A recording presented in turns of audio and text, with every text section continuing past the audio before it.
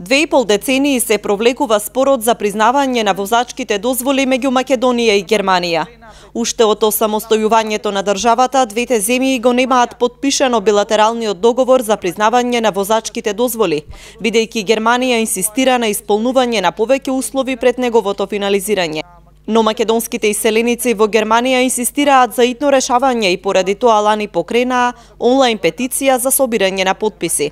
Потребни се 50.000 потписи, моментално имаме околу 40, званична бројка не знам, околу уште 10.000 потписи.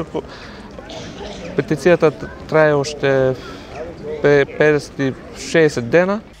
Поднесителите на иницијативата сметаат дека е бесмислено што македонските возачки дозволи важат само 6 месеци, а по истекот на рокот мораат да го полагаат наново возачкиот испит во Германија, што е губење времено и дополнителен трошок, кој што во зависност од типот на возачката дозвола може да изнесува од неколку стотини до 2000 евра.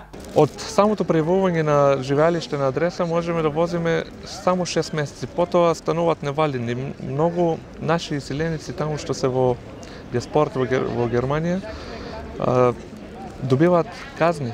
По собирањето на потребните потписи за петиција, иницијаторите ќе се обратат до Германското министерство за транспорт со цел да се изврши притисок за забрзување на процедурата за признавање на возачките дозволи.